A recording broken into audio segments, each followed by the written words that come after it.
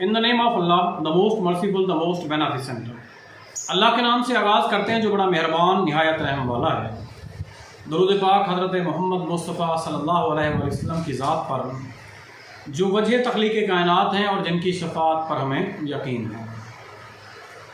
प्यारे दोस्तों, आज हम बात करने वाले हैं एजुकेशन के अंदर एक टर्म इस्तेमाल होती है जिसे हम लर्निंग कहते हैं।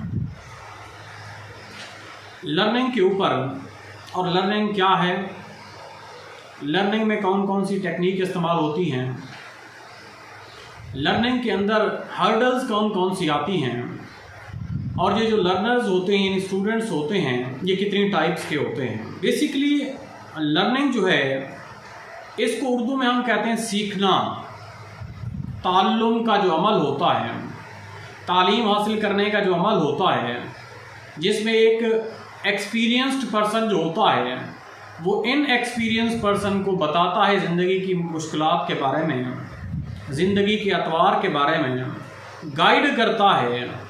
इस पूरे सिस्टम को हम एजुकेशन का सिस्टम कहते हैं और यही सिस्टम लर्निंग का सिस्टम कहलाता है। लर्निंग के अंदर किस चीज़ को सिखाया जाता है? मैं एक बात हमेशा करता हूं कि जब भी कोई टीचर क्लास के अंदर जाता है तो टीचर को चाहिए वो तीन चीज़ों के अंदर तब्दीली लेके आए।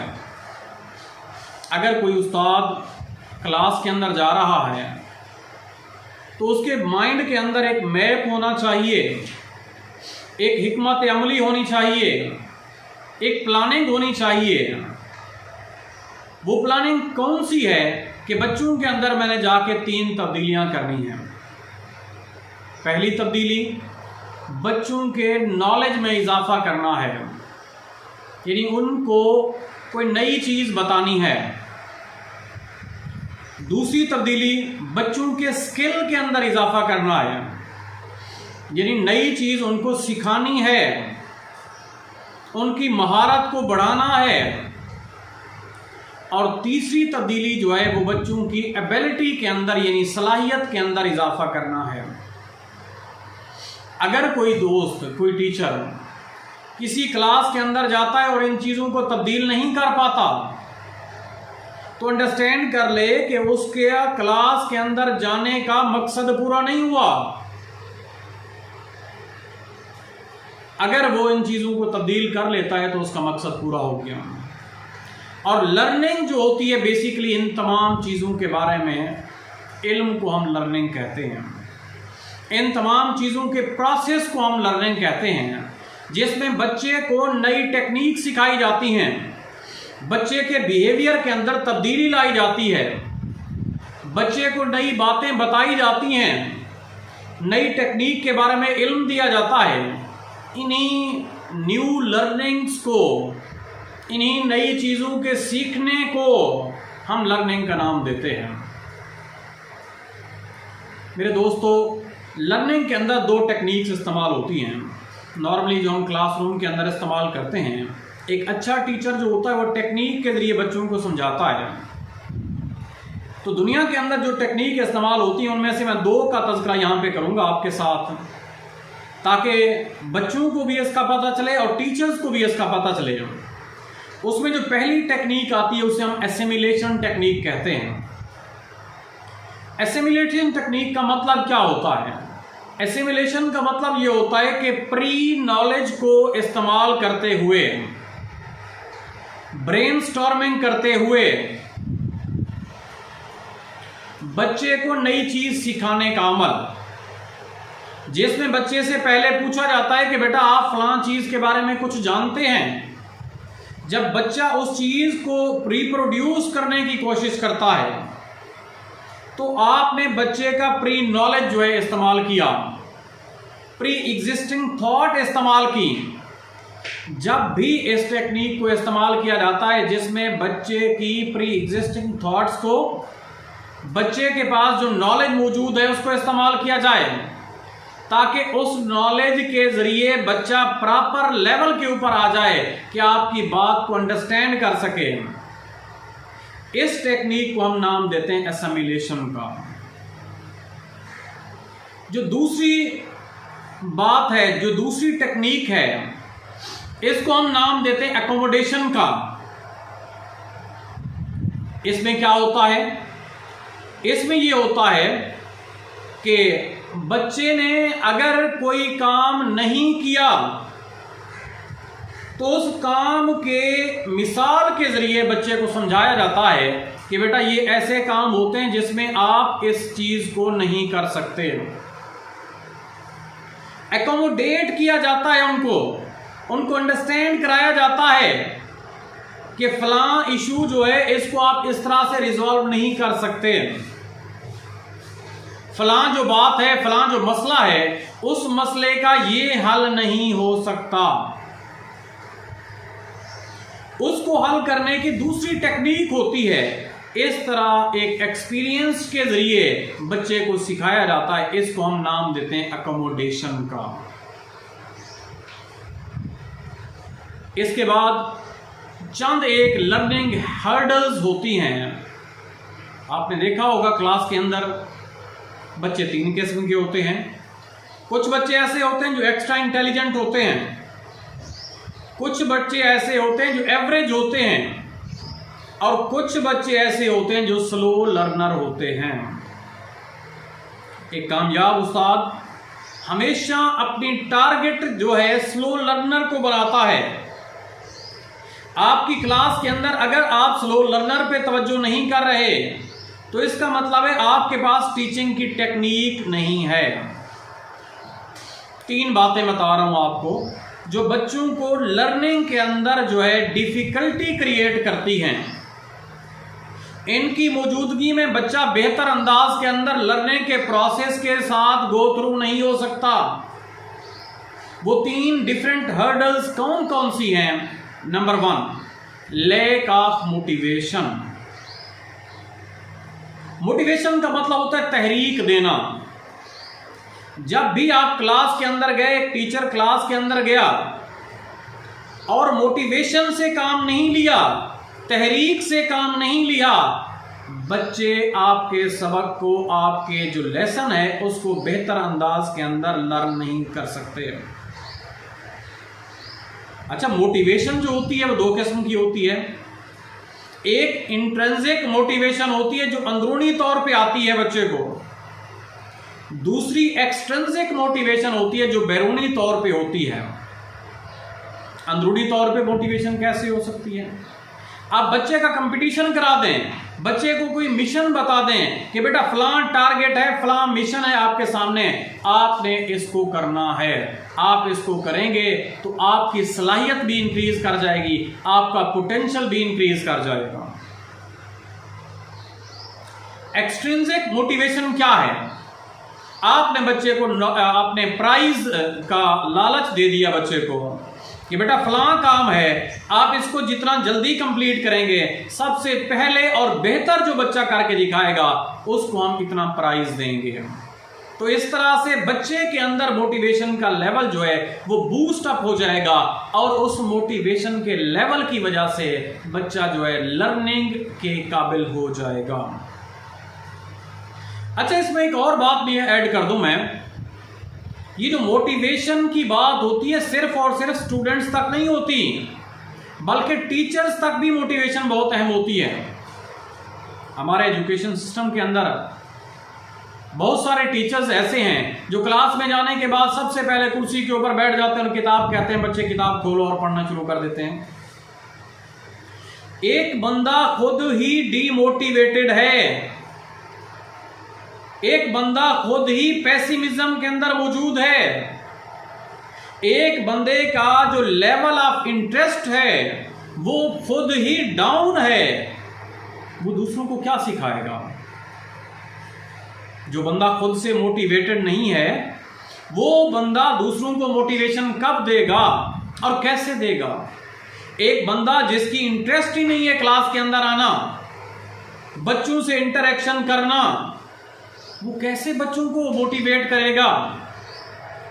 तो मोटिवेशन का जो लेवल है फ्रॉम बोथ साइड्स होना चाहिए, टीचर्स की साइड से भी होना चाहिए और बच्चों की साइड से भी होना चाहिए। उस वक्त तक इस लर्निंग हर्डल को हम रिमूव आउट नहीं कर सकते जब तक हम मोटिवेशन को इस्तेमाल ना करें। दूसरी हर्डल उसे कहते हैं lack of ability. Lack of ability के अंदर भी दोनों चीजें आ जाती हैं। देखें, आज अगर हम शुमिए किस्मत, एक ड्राइवर होता है ना, ड्राइवर, वो ड्राइविंग करने जब जाता है तो रोड के ऊपर जाने से पहले उसका ड्राइविंग लाइसेंस बनता है, अदरवाइज उसको चालान कर दिया जाता है। लेकिन शुमिए किस्मत, हमारे एजुकेशन सिस्टम के अंदर बहुत सारे लोग ऐसे हैं जिनको एजुकेशन की ABC का पता नहीं होता। अभी चंद दिन पहले की बात है, एक पढ़ा लिखा एक इदारे का प्रिंसिपल मेरे सामने आया और उससे दोस्त बैठे हुए थे। उससे पूछा गया कि भाई आप डेफिशिएंसी के स्पेलिंग तो बता दें, तो उसे डेफिशिएंसी के स्पेलिंग नहीं आते थे।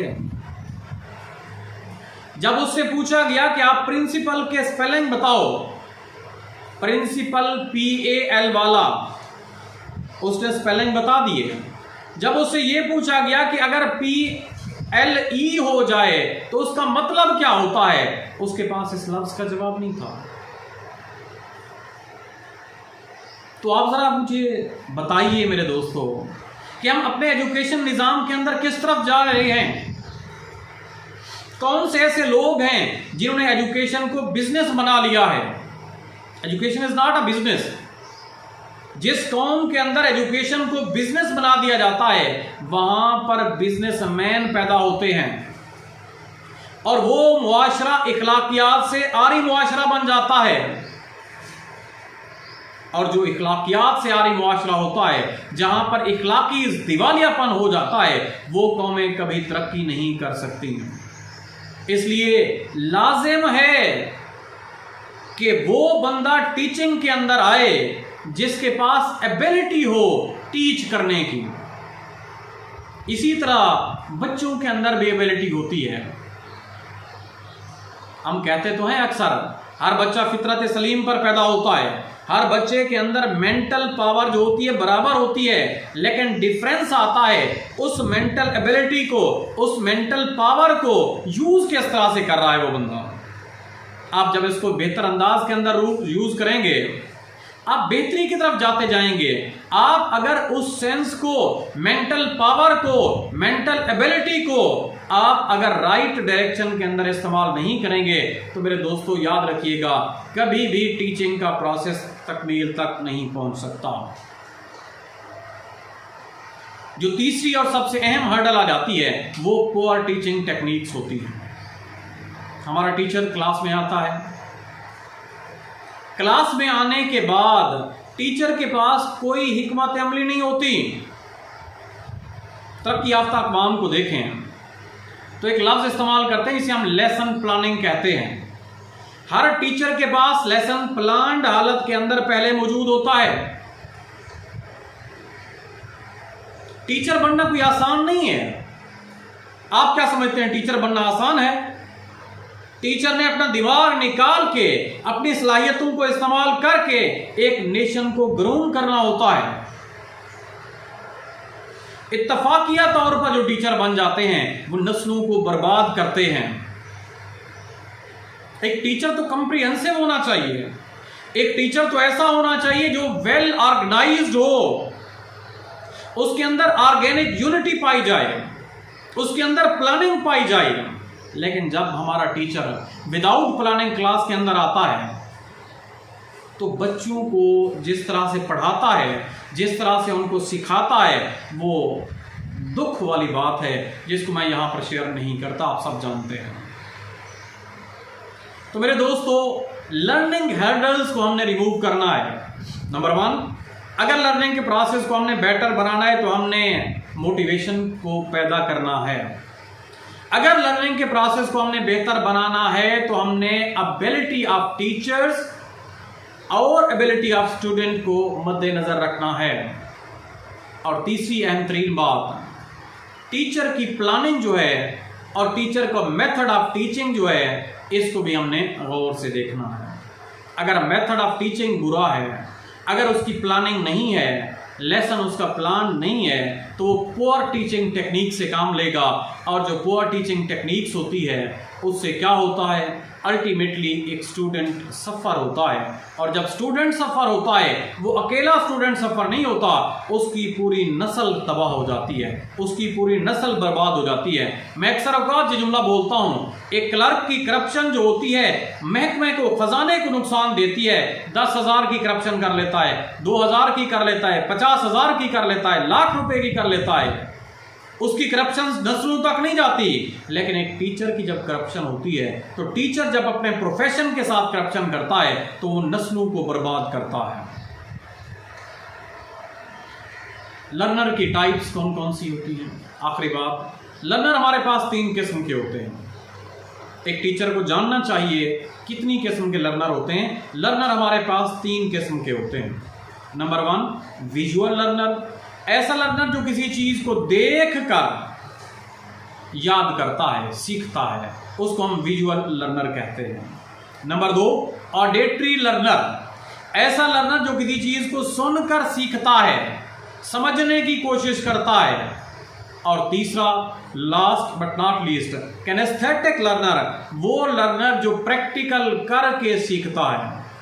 एक टीचर जो क्लास में मौजूद है, उस टीचर को आइडिया होना चाहिए, मेरे पास 50 बच्चे बैठे हुए हैं या 40 बच्चे बैठे हुए हैं या 60 बच्चा बैठा हुआ है, तो उनमें से 15 बच्चे वो कौन से हैं जो विजुअल लर्नर हैं, वो 20 बच्चे कौन से हैं जो ऑडिटरी लर्नर हैं, और वो 35 स्टूडेंट कौन से हैं जो किनेस्थेटिक लर्नर हैं, जिनको हम प्रैक्टिकल करके ना सिखाएंगे वो कभी सीख ही नहीं सकते हैं। आई होप सो लेक्चर आपको समझ में आ चुका होगा। इसको समझिए, दोस्तों के साथ शेयर कीजिए, सब्सक्राइब कीजिए चैनल को, ताकि बेहतरीन किस्म की और भी वीडियोस आप तक पहुंचती रहें। थैंक यू, अल्लाह हाफ़िज़।